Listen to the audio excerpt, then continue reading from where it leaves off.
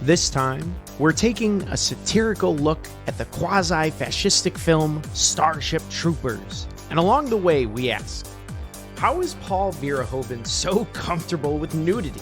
Is it right for the military to recruit 18-year-old children?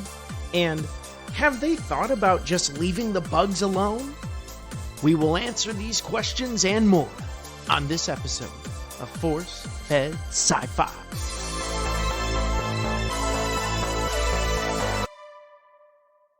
All right, guys. Thanks for coming back and checking out another episode of Force Fed Sci-Fi. Welcome, welcome, welcome. My name is one of your co-hosts, Sean Michael Culp, and along the way is my friend and co-host. I am the roughneck, Chris Rupp. The roughneck. I could see that. That's right for you, man. And it fits well. Rat Check's Roughnecks, Rico's Roughnecks. I think Rupp's Roughnecks has a nice ring to it. Definitely. Happy to be back on this, man. It's been a little while with crazy life going on and the COVID and all that.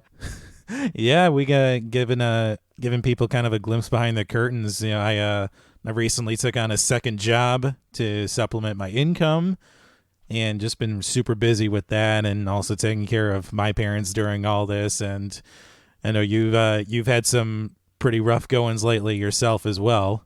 Oh yeah, well, one of my jobs, the contract ended, so then I had to apply for a different job, and balancing plus grad school, and then my girlfriend's dog was put down, and her grandpa died of COVID. So it was just like a bunch of stuff, just one after the other. But luckily, we're surviving and we're doing it. So happy to be back doing the thing that we enjoy, reviewing two nerds reviewing some sci-fi podcast movies. Movies for the podcast. So I'm stoked to cover this one, Starship Troopers. Yeah, I was pretty glad when this came up in the list. I don't need much of a reason to rewatch this anytime, but I'm always glad when I do, because it's another great movie that's managed to hold up after all this time. Oh, definitely. This was fun. Honestly, I couldn't believe it was made in 1997. So it was kind of a nice nugget of its time. And I know this was my first time watching this film, so it was pretty exciting for me to finally unpack it and everything. But before we get into all that, let's break this baby down as we usually do, Mr. Synopsis Man. All right. So, in the future, society has changed to the point where the only way to earn citizenship is through military service. And as humanity is dragged into an interstellar war with species of bugs called arachnids, our heroes learn that it's never wise to underestimate your enemy. So it's a space war film, obviously, with these, what we think are these uber sentient bugs, and humanity is going after the bugs to destroy them for some reason, because they think they're a threat to our existence. It's the typical kill what you do not understand, basically, I would say. And that's pretty much the picture that we paint with this film. We're being attacked by weird creatures. Let's bomb them. Yeah, let's go kill these creatures that live on planets that are light years away because we think they're sending asteroids into our atmosphere. That's right. What a fantastic, that's typical for the humanity, right? That's like a USA thing. So who's in this freaking film? We said it's directed by Paul Verhoeven or whatever the heck his name is. Verhoeven. He's Dutch, so I imagine there's some weird kind of guttural sound you have to make with his last name. But this is the point of Paul Verhoeven's career where I think we finally we see fully actualized Verhoeven. I mean, because we previously talked about RoboCop on the show, but at this point he's also done Total Recall. He's done Basic Instincts. He did the god-awful Showgirls movie. And then he does this, kind of going back into his wheelhouse of quasi-fascistic science fiction films that also feature a ton of nudity. Yeah, he's diving into the well. It's like the greatest hits for him with this film, definitely. We got the blood, we got the nudity, like you said, the sci-fi elements. It's everything that he's known for. Yeah, so, is it a Paul Verhoeven movie if it doesn't feature some sort of co-ed nudity in it? I mean, yeah, Just saying. I'm just throwing that out there for people to ponder, you know? No, I think you're right. Definitely. He's definitely one of those directors that I think everyone needs to check out in their life. You know, if you want to be like a director in film school, you got to check out his work because it's pretty much on the nose, all of his stuff. Yeah, I mean, especially with RoboCop, there was a surprisingly amount of things to unpack from that film. We get a similar vibe in Starship Troopers, and I think a lot of that has to do with the fact that the writer of RoboCop, Edward Neumeier, also wrote Starship Troopers, so he was able to continue this symbiotic relationship with Verhoeven into this film. Yeah, but I think the writer though with this film, like he said, it was the novel Starship Troopers was like his childhood favorite. But the director, Paul Verhoeven, he couldn't even like read it. He said he tried, but he was like bored and depressed after a few chapters. So it's kind of funny how, you know, they still made this great classic despite having like two dissenting opinions. Yeah. But this doesn't feature any sort of like big name cast at the time, at least. I mean, we have Casper Van Dien is playing Johnny Rico, and a lot of people consider this his breakthrough performance, but he doesn't really do anything much after that. No. And before this, he has television credits on Beverly Hills 90210 and Dr. Quinn Medicine Woman. And then after that, I think he was in Tim Burton's Sleepy Hollow, and I think a couple other like of those direct-to-video sequels for Starship Troopers, but he hasn't done much lately. No, he's definitely one of those like typecast guys, the faces of the 90s because he was young and good looking, but lacked probably the frontman skills and really the necessary components to like be that versatile actor. I mean, in this film, I agree. I think he was kind of just he did what he had to do. And then who else do we have? We have Dina Meyer. Dina Meyer, she plays Izzy or Dizzy Flores in this film. Yeah, she was also on Beverly Hills 90210, and so yeah, the casting director kind of went for the well of actors who briefly appeared on 90210. I think probably just because it makes sense with like the characters, because all of them are so like shallow as people. They just wanted to get the most like shallow looking surface level individuals. I mean, what they got Denise Richards in this freaking film, Neil Patrick Harris, William Jacob Busey. Whoever. Is he like the son of Gary Busey? It is Gary Busey's son, and I don't think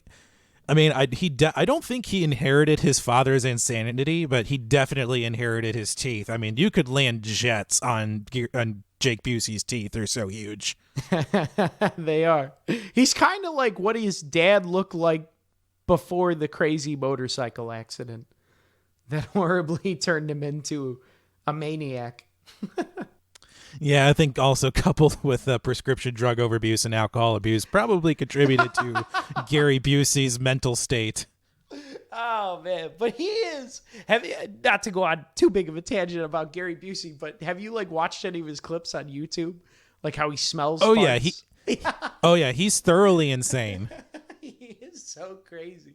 But somewhat, I kind of enjoy some of his philosophy because he's so crazy, but at the same time, he'll speak words that just like make so much sense about life. He's a maniac. I mean, it just goes to show you, if you're crazy enough and if you've abused as many prescription drugs as Gary Busey, you too could start your own YouTube channel and spout crazy philosophy.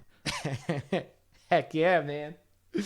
Yeah, we also get Michael Ironside as Gene Ratchek, and I mean, he's also been in Total Recall and Top Gun, but I think modern audiences will recognize him as the voice of Sam Fisher in the Splinter Cell video game series, and he's fantastic in that role. He just has one of those great voices where once he starts speaking, like, you know who that is. I couldn't remember where the heck I'd seen this guy from, but then I remember I think he's in X-Men First Class, and then I think I saw him in like, he was in Terminator Salvation. So I was like, oh, that dude, yeah. So it was kind of nice to see that face. His character was pretty iconic in this film with the missing arm. He's great at playing those, rough and gruff military type figures. Well, he has the face for it. Oh, definitely. And then kind of rounding out the principal cast, we get Neil Patrick Harris as the best friend Carl Jenkins. Yeah, young Neil Patrick Harris. And I think he's like really the only one. He's probably the only one out of this cast that really his career like took off. I mean, maybe you could say Denise Richards, kinda, with reality TV, but Neil Patrick Harris is kind of popular, or at least everyone knows him more so. Yeah, I mean, I think Neil Patrick Harris is just now known as just an all-around delightful human being. But definitely his career has had the pleasure of longevity, I think, thanks to Instagram and the posts he has with his husband and their kids. Oh, and also, yeah. I mean he does freaking magic tricks on his Instagram page. So I mean, how do you not like that? I didn't know that. I don't follow his Instagram. Maybe I should. Yeah, he's a good follow on Instagram. Yeah, he's a good follow on Instagram. He posts a lot about his kids and his husband, and then he's just, he's just enjoying life and, acting whenever he wants and is just enjoying a comfortable life. Neil Patrick Harris, everyone. But I'm surprised at sort of like the other bit actors in this film, because we also get Clancy Brown, who's playing a sergeant and then later Private Zim. We have Dean Norris from Breaking Bad fame as the commanding officer who recommends Rico get administrative punishment. Mm-hmm. And then we also get Seth Gillian. He's Sugar Watkins in the Roughnecks platoon there. He's been on The Walking Dead for the last few years and is pretty much a mainstay on that show. And if you know that show at all, it's impossibly hard to stay alive because the writers kill off whoever they want pretty much. Everyone. That's cool. I don't know who any of those people are. Oh, you know who Clancy Brown is, though. Clancy Brown is the voice of Mr. Krabs on SpongeBob SquarePants. Oh my God, yes! If only in this film he was like, arr, arr, arr, arr. That would be so freaking hilarious. Clancy Brown. Oh, there we go. So this film, Chris, how it's very military-esque. That's like the big thing. It's some people, when it initially came out, thought it was like promoting militarism and fascism and military rule, but actually the film's pretty satirical. Would you agree or disagree?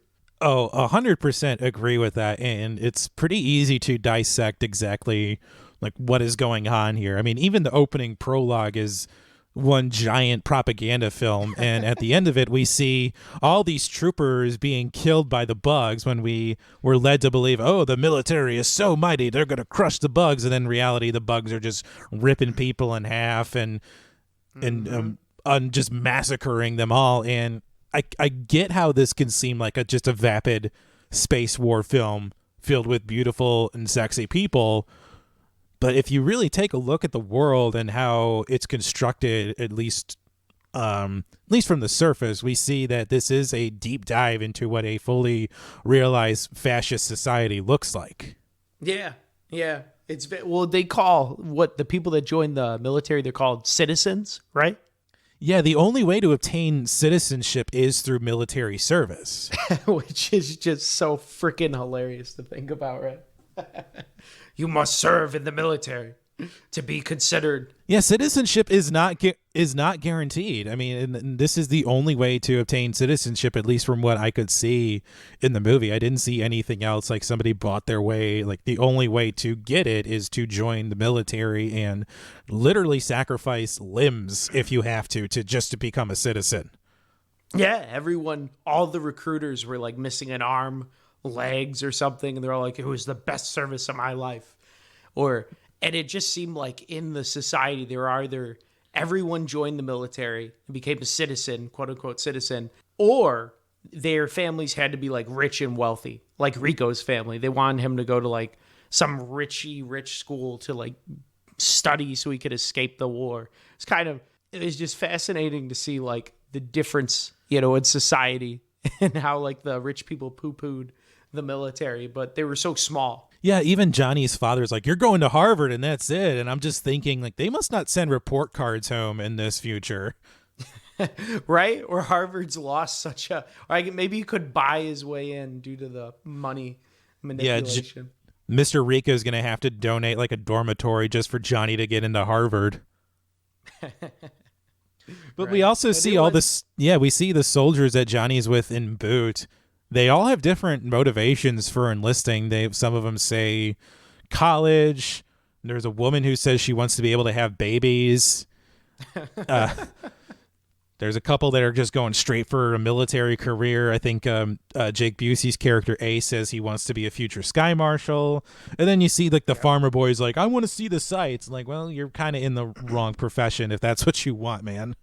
Oh, you'd be surprised. I know. I went to training with a lot of people that are like, oh, I just joined it to travel and see something different. I'm like, what? Save your money, bro. You can travel whenever you want. Not to be pro or con military, but I do think they hit it on the head with a lot of reasons for why people signed up and all that.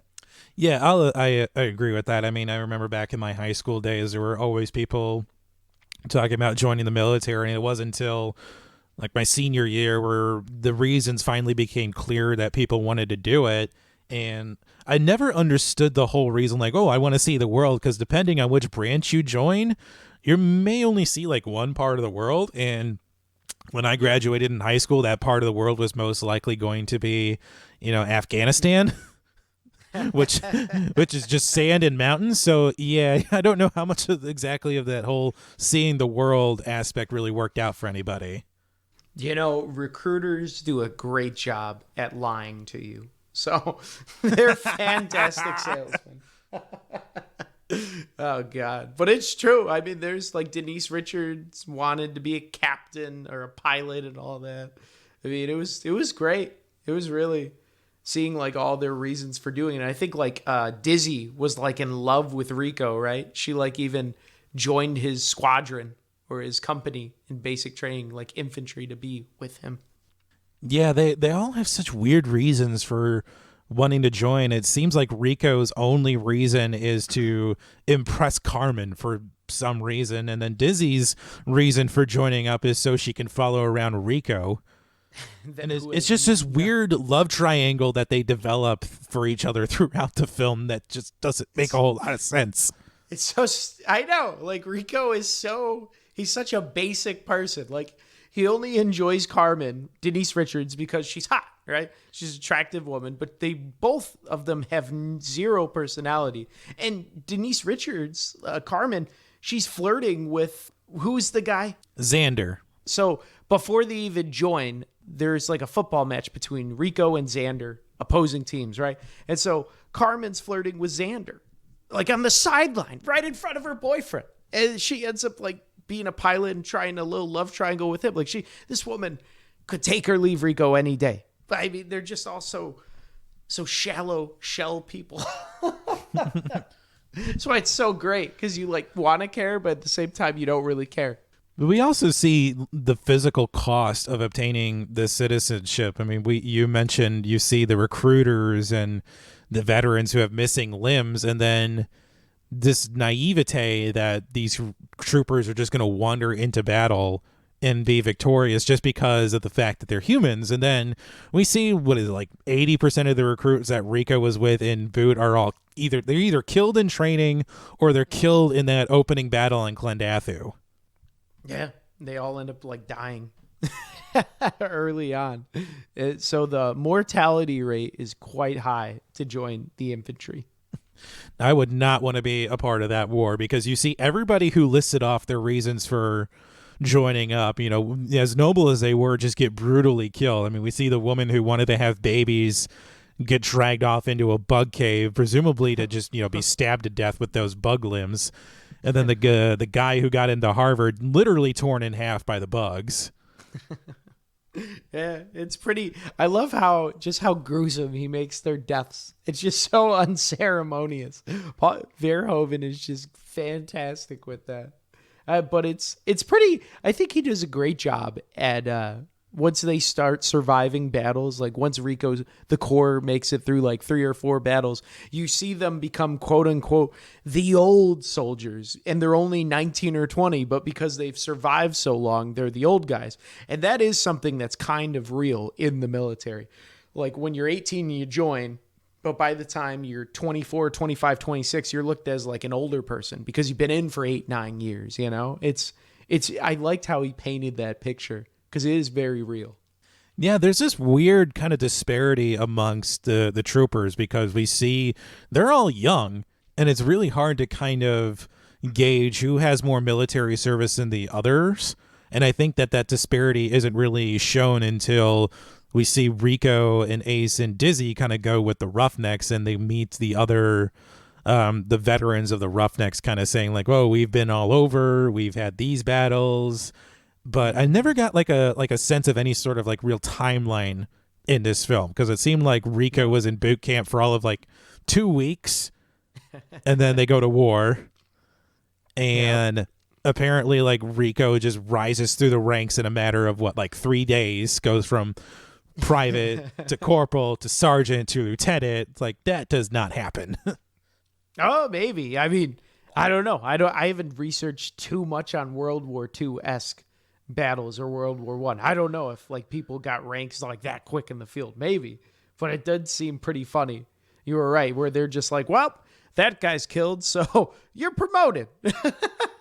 It's pretty funny how it works out. Maybe that's a real thing. I don't know. No, I mean, I would think that with some leadership vacancies, I think the military would at least transfer in a senior lieutenant or somebody who at least has, battle experience, as opposed to like, well, he was a sergeant yesterday. Let's make him a lieutenant today, Right. But it's a fascist society, Chris. So you kill better than other guy, you get shiny thing on your hat. You in charge now. It's like, what? But this is also a society that is fully militarized. And this is one of the things about a fascist society, excuse me. Like, everything shoved down these people's throats is in some way related to the military. All the news segments, even like, are basically just thinly veiled recruitment segments. You see the little kids that are squishing cockroaches. You see the soldiers in the park showing off like the assault rifles to the kids. And then even like those, like giving 8-year-olds a fully automatic rifle, which is just a horrible idea. And then you see these weird science segments about, oh, here's how you kill bugs more effectively. I know. Think of like the society that they live in, man. Like, this is a regular commercial that goes on every single day. Just watching bugs get brutally just murdered. Cold cock television. Just fantastic. Yeah, even Paul Verhoeven has directly said in several interviews that this is like one of the biggest shortfalls of a fascist society is they have all this great technology and armor and weaponry, but really the only thing it's good for is killing bugs. Yeah, exactly. They have like no progress scientifically. The only progress that they have is towards militarization and making the military stronger, better, and faster. There's nothing about like world hunger, developing like food, healthcare is never mentioned. None of that. It's just, can you shoot bigger, better lasers and fly faster towards the bugs? It's super Nazi-esque. I don't know if you've ever watched Nazi propaganda films. I had to in college with German classes, but it was fantastic. Like they're so similar, like how the commercials are to that. Oh yeah, even the opening prologue for this film is a shot-for-shot remake of a scene from a propaganda film called Triumph of the Will. And yeah, I've seen that. Yeah. Yeah, Verhoeven even grew up, I think, in Nazi-occupied Europe in his youth. So he's uniquely qualified to kind of talk about this in several films. And he briefly touched on this subject when he directed RoboCop. But I think now we see like the full vision of what a fascist society really looks like. Yeah, from this perspective, absolutely. I think it's pretty clear cut with what it's about. The military, which begs the question, would you want to live in this world or live in a fascist society? I'm gonna have to say no on that one, because it means sacrificing a lot of your own personal freedom for the sake of military rule, which I'm not really right.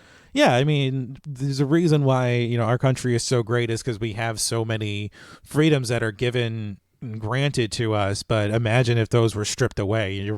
Your right to vote, your right for free speech, your right for religious freedom. Like if all that were stripped away, like then it wouldn't be America, or it wouldn't be other countries that have freedom. It's just, yeah, I wouldn't want to live under, somebody who has all the authority and all the power, I agree. I don't think I would want to live in this fascist Starship Troopers world either. That would suck balls. I would be so pissed off. Same thing nowadays. I wouldn't want to go back to Germany in the 40s. Yeah, I mean, so I'm good. Yeah, everything is meant to be packaged in this sort of pretty way where, oh, look, everybody's rich. Everybody lives in a great house. Everybody wears great clothes. Everybody looks beautiful. I mean, and everybody looks super young. But the briefest mention of world building we get is from Ratchek when he mentions that the world was once a society that was governed by intellectuals and bureaucrats, and then the military rose up and took it over, and then that's how we get, you don't get citizenship unless you're a soldier thing. Which is just so funny. So it's just fantastically displayed in this film. I know, it's so funny how it's like, well, we don't want to be intellectuals anymore. Let's blow things up. Yeah, let's build these great big weapons that blow up bugs, and let's develop interstellar travel and yet only use it so we can travel to other planets and kill bugs. Well, that's why the ending is so fantastic. Like, they catch the brain bug, and Neil Patrick Harris's character is telepathic, so he's able to talk to animals, and he talks to it, and his only thing that he says is, "It's afraid," and everyone like cheers. They're like, "Yeah, let's raid its mind," and they just start brutally like attacking this thing, shoving a pole in its face. Like, they're so just archaic. They don't care about the species, how they learned intelligence. Nope, we just gotta. It's afraid of us. Yes, we're gonna take over. Yeah, and to be honest, the design of that brain bug was a bit underwhelming to me, because really all it was just a giant slug with a vagina for a face, is what it was. I know, it was a pretty freaking ugly creature. I think for me the lowest point of the film was the actual bugs themselves. I didn't really think the CGI was that great or held up that great. Neither the brain bug, but it was 97 when this film was made, so it was still fairly new, and I think maybe it's just because we're so biased due to today's standards, We have freaking Ad Astra CGI, whereas compared to them, it's hard to compare, but I agree with you. The brain bug was kind of a little underwhelming. I imagine something that was going to be more along the lines of the Alien Queen from Aliens, where it was big, it was imposing, it was dangerous. I mean, really, the only thing that the brain bug had was that little piercy thing that sucked out people's brains, and that was it. I mean, it seemed like a pretty killable thing. I mean, I don't think the objective should have been to capture the brain bug, because what are they going to learn from the bug? I mean, are they going to re-suck out people's knowledge and brains or something? Like, why not just incinerate the thing, and then leave everyone at a disadvantage? I think maybe they wanted to see where more of its bases were or something like that, so they could just destroy and eradicate all the creatures. Who knows? But I agree with you. I think it almost begs the question if, like, the humans caused the irritation to the bugs, If it was our fault that we're being attacked, because the bug, who knows if they were peaceful creatures and it was because of our screwing with them that why they attack us. I think that is briefly mentioned as sort of the cause as to why the bugs are attacking humanity. Because in one of those news segments, they mentioned that Mormon extremists built an outpost on one of the bug planets, and then they were all massacred. It's like, maybe that's why the bugs hate us so much, is because we're trying to colonize their territory. Who would have thought? Colonization. But I didn't really get the sense that the bugs were sophisticated enough to send specifically targeted asteroids hundreds of billions of miles across space to land at Earth. And yet, but the bugs were a convenient scapegoat. It's like, the bugs destroyed attacked our planet. It's like, okay, well, let's go kill them. It's like, wait a minute, they're bugs. How could they send an asteroid? Don't think about it. Just spend more money to the military. That's Yeah, the thought. all that you need is like one smart person in this society to be like, wait a minute, they're bugs. How could they know how to send asteroids? Be like, no, be quiet, because you substitute in you take out bugs and substitute an ethnic minority, and that's a fascist society right there. Exactly. So one of our so what did you think of Rico as our hero and joining up and everything? You know, I would call Rico sort of this gullible, naive hero. Okay. And I think it's important to talk about his motivations for joining the mobile infantry, because we briefly talked about it a little bit. And I think it's implied in the movie that Carmen's father is ex-military and doesn't approve of Rico and his family being these rich elites and having this great big fancy house. Right. But at the same time, he is also pushed hard to serve by Ratchek. And Ratchek disguises it by suggesting, "Oh, Rico, just use your free will. I mean, you join and do whatever you want." I mean, but it's really, as cool of a character as Ratchek is, he sounds like a major sociopath and steering children into joining the military. That's why it's so great. It's so funny because he's just like this horrible human being. And the man is like, he's a sociopath. He's like you said, when he's giving the pep talk to them, right? He says, "I will kill you if you can't do it, if you wimp out, if you're not able to go through with the job on the planet. If you fall back, you will die." Like, this man is insane. Yeah, I mean, even Dizzy and Rico even sleep together because of the suggestion of Ratchek. It's so weird to watch. Like, no, like, this is a trusted authority figure in my life. I'm not going to listen to him, on who I should, sleep with that night. But they do. Oh, they do. One of the many scenes in this film, because there's what is it? They have a lot of like nudity in this film, I would say. Oh God, I mean, I think one of the more infamous scenes from this film is that co-ed shower scene during training camp. It's I had heard about the co-ed shower scene when we were initially prepping to watch this, because I remember you telling me about it, and yeah, I don't know how I felt about it. I was just kind of like, meh, it's a thing. It's a thing that happens, but I wasn't too off-putted about it. How about you?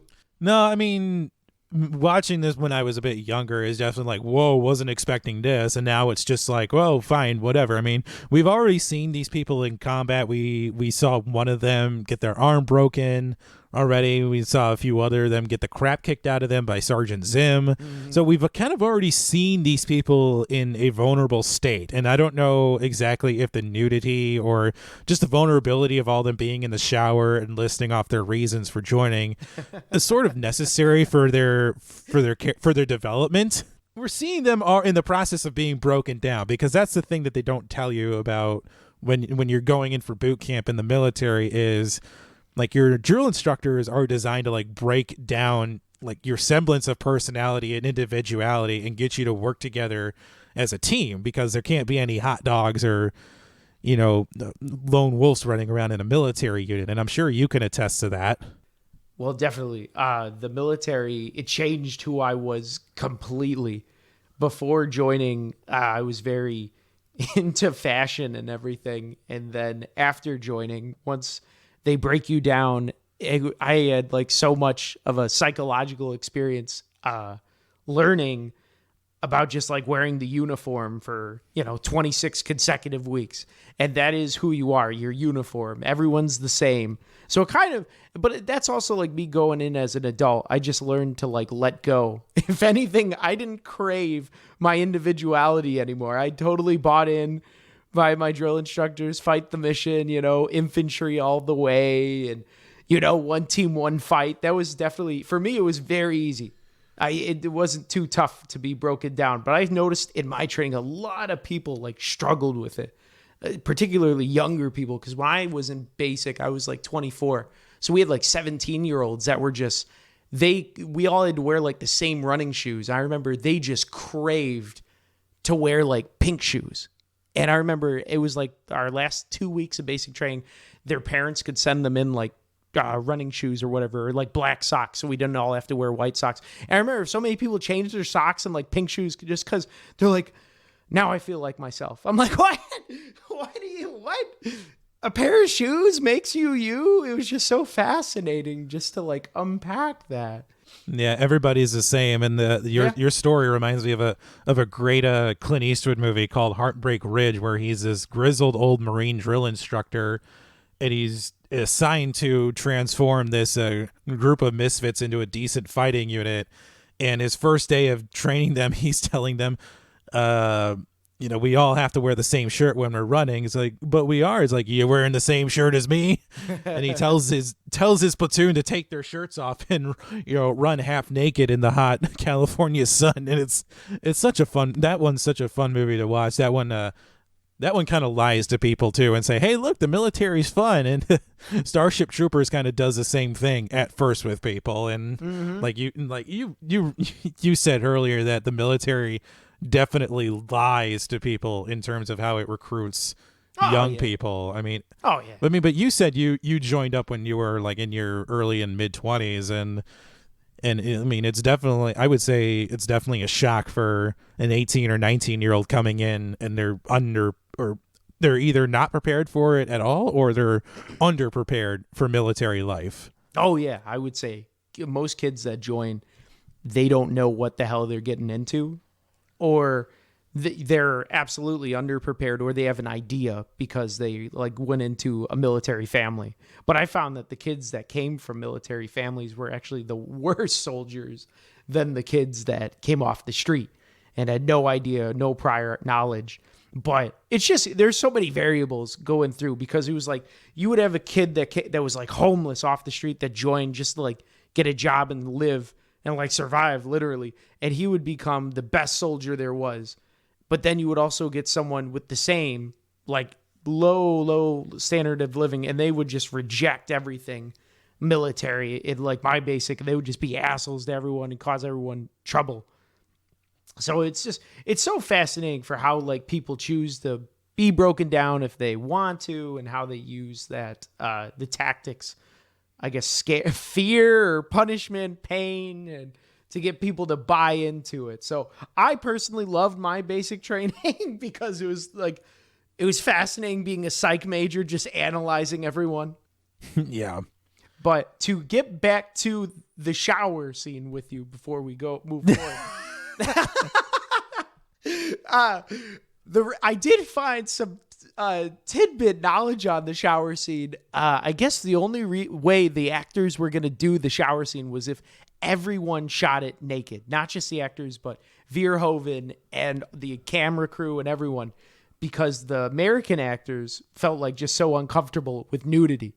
And so Verhoeven did it, and that's how they got the scene, because everyone had to be naked, which to me was pretty funny, because it's just fascinating, because I think even Verhoeven comments on like how American culture doesn't mind seeing like big bombs exploding, like people just getting brutally murdered and decapitated on screen, but just a nipple, it's like, oh God, a nipple. Or like, people are just so uncomfortable being naked as opposed to seeing gore. Yeah, we like to think of ourselves as like an evolved society, but really we can't handle seeing, boobies on screen or someone's ding dong. We just freak out over it and call it pornography. I know. It's super funny. But moving forward, nudity, everyone. Nudity, not as bad as you think. But we see Rico as this very easily manipulated soldier, and it's easy to. I think it's safe to say that Carmen is his biggest reason for enlisting, and then she also joins the Navy, or like the Space Navy or whatever they call it, and she's on the fence as to whether or not she's gonna go career, or she's gonna stick it out and eventually like stay with Johnny. But then she sends him the Dear Johnny video and breaks up with him, and then this just forces Johnny like, okay, well, I'm losing my motivation for joining, which then is re-brought back when his home is destroyed by the bug, or we think it's destroyed by the bugs. Again, we don't know. And then when he's finally in the invasion on Clendathu, he just takes over and goes full Rambo and just starts shooting everything in sight. Yeah, we do see a good character change for him. And I think, though, it is important to know that if you are considering, this is a PSA, to join the military, don't do it because of a partner or a spouse or anyone's doing. Never join for anyone else. Join for yourself. I'm just telling you. Learn from Rico because things build and end overnight.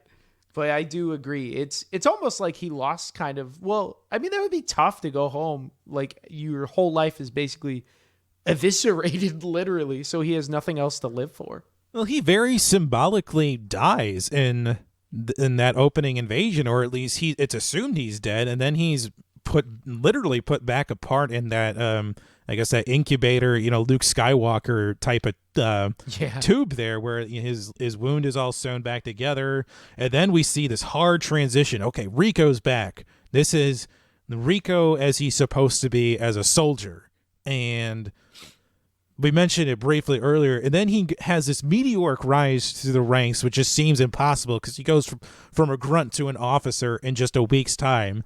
And the same goes for Carl and Carmen. It seems like they become officers in like 6 months, it seems like, because the timeline in this film is never clear on any of that. No, it's very, very brief. They just promote immediately. I think they promote on necessity, to be honest, rather than qualifications. Well, yeah, when 100,000 people are killed in the opening invasion, yeah, you kind of have to promote people pretty quickly. Yes, exactly. Even if they don't follow flight protocols and destroy half the space station due to flying their spaceship belligerently. Yeah, the military tactics in this film are not even that great. I mean, granted, I'm a lay person when it comes to how to employ these sort of tactics, but their whole strategy was just to land on the planet and shoot everything in sight. That's not a plan. No, it's not. Even Star Trek does a better job. Even Star Wars. I mean, it's just so funny how they just land and bang, bang. That's all we need. Don't try to blow up the planet. Just land inside and bang, bang. We're going to land on the planet there, and then everyone's going to shoot their guns, and we're going to kill all the bugs, and we're going to go home and drink beer. That's not a plan. No, it's not. But it just shows. That's a paintball outing with your friends. That's what that is. Well, Chris, it just shows, how military-minded and simplistic they think, and all it is, destruction. Just throw more bodies at it. Just throw more bodies. They'll have to be taken down at some point. It's just so ridiculous to watch. I mean, just throw, like you said, throw the bodies at the bugs, and it doesn't matter how many people are going to get killed. We have 100 million more because we live in a fascist society, and we can just throw all the people that we want. It's the machine, man. But I just realized Johnny, he got a Dear John video. How tongue-in-cheek is that? It's fantastic. Well, I mean, it's also confusing too because they're all from, at least Johnny, Dizzy, and Carmen. They're all from Buenos Aires. Yeah. And yet they're all these beautiful-looking white people. I mean, we've talked about it before on our show, how Hollywood just wants to whitewash everything because apparently white people sell better or something, some racist reasons behind it. And this is a prime example because Johnny's original name in the novel is Juan Rico, and he goes by Johnny. Yep. They had to go with it because I don't think Hispanics would be fascists. Maybe not in the 90s. But who knows? Maybe it's a culture, a product of our time. The 90s were a very different era for us. And I think he just wanted to, Verhoeven wanted to paint the most fascist thing that he knew, and that was Germans, which is a country of a bunch of white people. Yeah, it's much easier to sell white people as fascists than it is to sell somebody from South America as a fascist. Like black people. It's like, no, you're never going to see it. So whitey is the easiest sell. And I did find it pretty funny how it was just, I mean, the color variants in this film, it was primarily just like white people. There really weren't that many minorities, I would say. No, there was Shijumi in boot camp, and there were several black soldiers in with the Roughnecks. Sugar was one of them, and then that I think that the sergeant or the corporal who takes Rico's and their orders, they're black people kind of peppered in amongst the ranks here, but it's primarily white people, which I'd be interested to see what the U.S. Army's sort of like demographics are, but I imagine there's a pretty good race of diverse people amongst military groups. Oh yeah, the military is pretty diverse, I would say. From my experiences in units, I've seen like every type of human being possible that's been on various different ranks and officers. So that is one thing that I really do enjoy about it, because it is quite diverse. Not to promote or anything, but it is a pretty diverse organization for sure. What'd you think of the technology, if we're talking about on like science? It's tough to explain because they really kind of don't. The filmmakers don't really go into detail regarding this technology. We just see, obviously this is a very fully realized militaristic society, but we don't see this great tech being used for civilian use. Yeah. Like, we have interstellar travel, but civilians can't use it. But that's really it. We haven't learned, did we use our scientific advances to cure cancer or prolong life, or increase education? Have we closed the income gap and things like that? Have we solved homelessness? Right. Like all this great technology, but it doesn't really address society's problems. Society's problems is just like, oh, it's the bugs that are causing our problems, so let's go kill them. Let's not worry about income inequality or anything like that. Right? It's actually the society in and of itself that's causing their problems. Yeah, it's just this transference of, well, let's not look at these aren't causing problems. Those are causing our problems. Like, those bugs are causing the problems. Right? Not the fact that no one's our age is being decreased because no one lives past the age of like 25 because they're all dying in the war. Life expectancy is at an all-time low and prosthetics are selling high. Hey, that is though a job that you could probably get in this timeline. If you own prosthetics or make prosthetics, you could make a killing. Oh yeah. Although one thing I did find interesting is we were talking about Carmen's Dear Johnny video to him. I actually read that her decision to go career was not well received by test audiences. Really? At the time, people called it an immoral choice. For her to go career? Yeah. It was not well received in 1997, but there was also this planned romantic subplot between her and Xander, but this was removed following that harsh reaction. And I think it's important to address that in only like a quarter century after this film has come out, I think if the film were made now, that type of decision would be applauded, and I think would now be considered the norm amongst female characters. I'm just kind of perplexed at why that was a bad move with test audiences. I feel like it needed to happen. Well, like we mentioned, as progressive as we like to think we are, we just get so bothered when a woman speaks her mind or when there's nudity on screen, That's true. Yeah, I forgot. 97 was a tough time for us. Yeah, Tupac getting shot and Biggie, so it makes sense. Yeah, the late 90s were rough, man. Oh, yeah. Speaking of angry fans, did you have any toxic fandom? Oh, did I? So this internet pedant that I found was very, very vocal about the brain bug sequence when the brain bug sucks out Xander's brain. So when the brain bug sucks Xander's brain out while Carmen watches on, not only does he appear to stay conscious / reactive through the whole ordeal, this is in parentheses, which would never happen, but his face gets thinner and his eyes roll back. Two things that would have nothing to do with getting your brain sucked out of your skull. Okay, Dr. Kevorkian. So we have somebody who has an odd fascination of brains getting sucked out through skulls and what the body does when that happens, and just took to the internet to voice their frustration. Yes, they do. Oh, people. It's always great. But speaking of people getting killed, though, did you have a red shirt, Sean? Oh, my God. There's so many red shirts.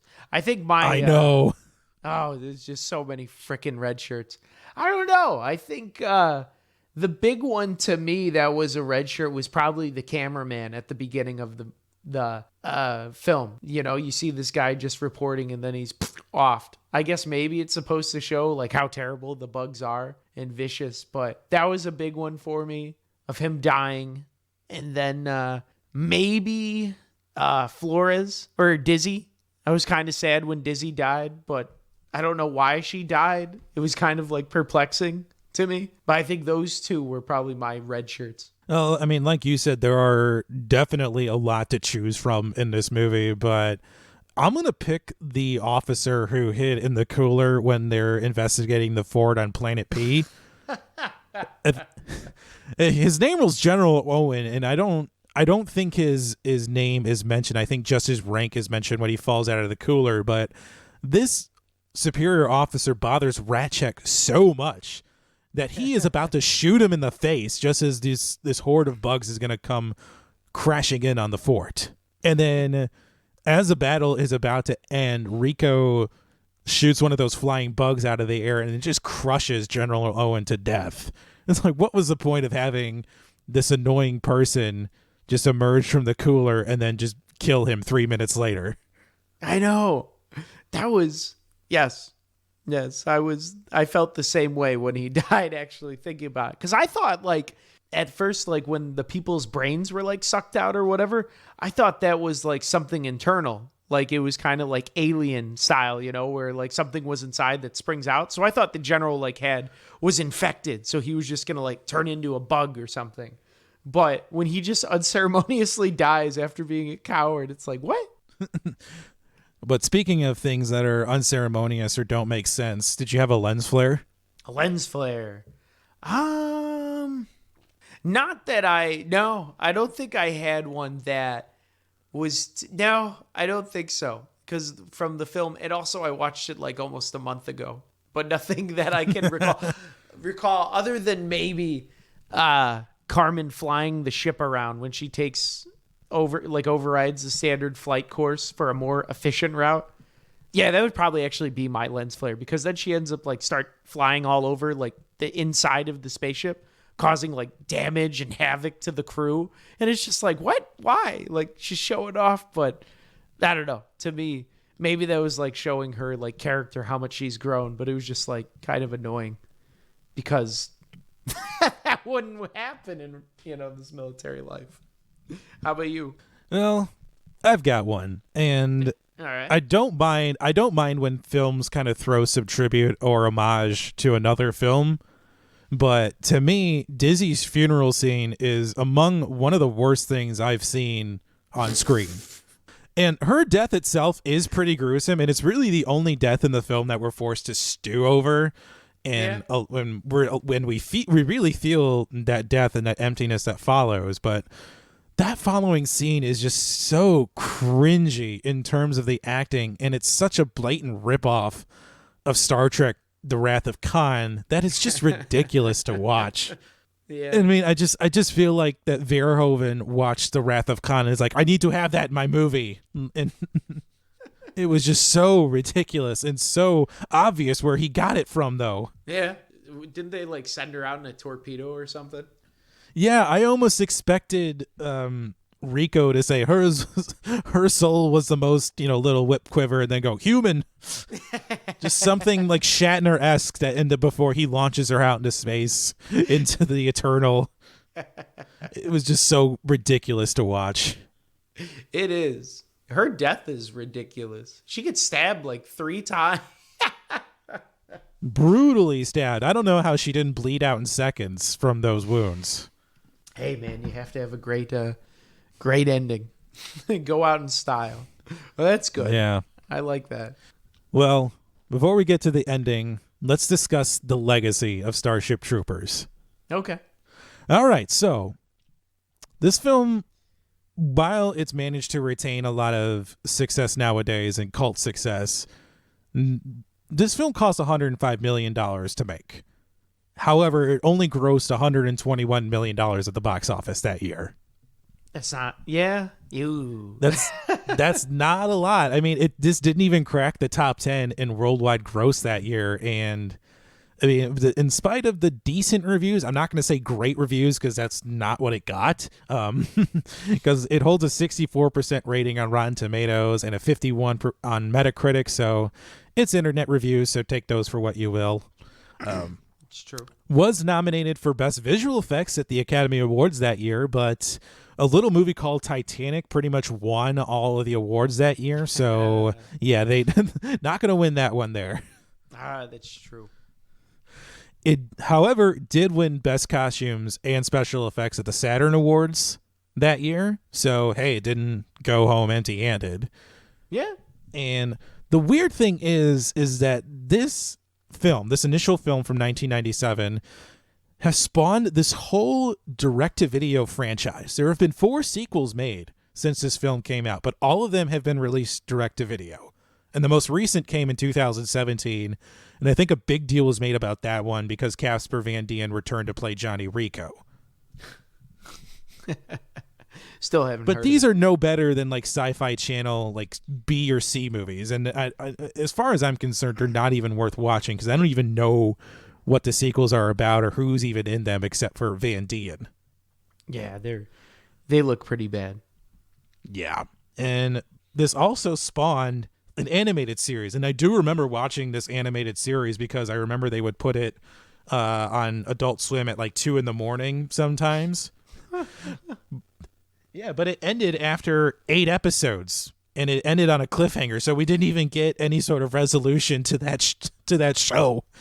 Wait, really? Yeah.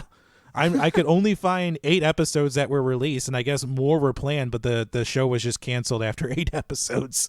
Oh my God! What was it called? Oh man, I think it had something to do with the Roughnecks, but I remember it was like fully, it was like fully 3D animated and all that, and it was I remember it being very impressed of it at the time. Yeah. And it was called Roughneck Starship Troopers Chronicles. So it was just trying to like continue the main story. And it and it ends on a literal cliffhanger. That is freaking hilarious. I love it. I love it. But it's also spawned several video game adaptations. Like I think there was one about that was adapted from the original movie, but those have all been critical and commercial failures. And yeah, there were in 2011 actually there were plans that were announced for a remake of this original film, but there's been no news on that since 2016, so it doesn't look like it's going to happen. So well, that's good because the United States audiences didn't understand it back in '97, and I'm pretty sure we wouldn't understand it now, and it would just be a big waste of money. So I'm fine with this being like held in regard, like in hindsight. So, with all of that in mind, let's rate Starship Troopers, shall we? All right. So, on our unique scale of the Force-Fed Sci-Fi podcast of wouldn't watch, would watch, would own, and would host a viewing party, what do you give to 1997 Starship Troopers, Sean? 1997 Starship Troopers. I give this film, I would say probably it's a cross between, for me, a would own. I think it's not a perfect film, but I think it is a really good film, particularly back in 97. I think it sucks that audiences didn't understand it in the United States, but that's typical for American audiences. We never understand anything. But for me, I really liked it. I thought it was funny. The cutscenes, commercials, the propaganda was great. I totally related with everything throughout the film. The jokes were great. I mean, it was great. It was a great satirical piece on fascism and the military and the military industrial complex. So for me, it was great. I would do a would own for sure. How about you, Chris? You know, I think it's important not to take this film too seriously. And I think that's what audiences were trying to do back in the day. And I think it could explain why this film wasn't successful back then, but has sort of found new life now that people are starting to really understand it. And I don't think there is any sort of like current commentary to glean from it, but if you accept this film as satire in the same way that somebody would accept Mel Brooks's The Producers as satire, then there really is a lot to enjoy. I mean, and this is, like we said, this is a satire of fascism. But it also could be viewed as sort of like a warning to recognize the early signs of a growing totalitarian society. So, I mean, if there is something to glean from that, it's like, hey, watch out for these things. I mean, we've discussed the nudity. I mean, in this day, it seems unnecessary because the film, I don't think it really needs like a gratuitous co-ed shower scene, but it's there. There's not much we can do about it now. But it also seems very much in the wheelhouse of Paul Verhoeven and his style of film. I mean, if you look at RoboCop, you look at Basic Instinct, you look at Total Recall, and you look at Starship Troopers, and this just screams like, well, that's a Paul Verhoeven movie. And I mean, the battle scenes are fun. They're not lacking any sort of real tactics. It's like a video game. You just run and gun, you kill bugs. They're enjoyable, and in spite of all of that, the film still manages to hold up after all this time. So for me, I would call this a would host a viewing party, but it's going to come with a warning like, hey, there's an unnecessary nude scene, so watch out. Well, sweet. That's a good review, Chris. So thank you, sir. We are onwards to our next film, and we are going to consult our friendly number generator, Major Samantha. Yes, we've got a list of 118 films for her to choose from. So hitting the random number generator, she has selected number 29. It is a film from 2007 directed by Danny Boyle. It is Sunshine. Okay. I could just feel the excitement for you to watch this film, Sean. All right. I have no idea what the hell it is, but I feel like, did you add this to the list or did I? I think I did. I have actually never seen this film, but I'm a big fan of Danny Boyle's work, so I'm looking forward to watching this one. All right, man. Well, sweet. Until next time, it's been a pleasure, Mr. Rupp. Oh, likewise, my friend. And if you all enjoyed today's episode, please head on over to Apple Podcasts and leave us a 5-star review. It really helps to drive us up the charts as well as help people like you find the show. We are across the spectrum of social media with Facebook, Twitter, and Instagram, all at ForceFed Sci-Fi. You can check out and download episodes from Apple Podcasts, Google Podcasts, Spotify, the iHeartRadio app, or wherever you find podcasts, and go ahead and hit that subscribe button so you never miss an episode. Finally, you can check out our website, forcefedsci-fi.com, for show notes and links to all of our social media. So for all of us at the ForceFed Sci-Fi team, we will see you next time.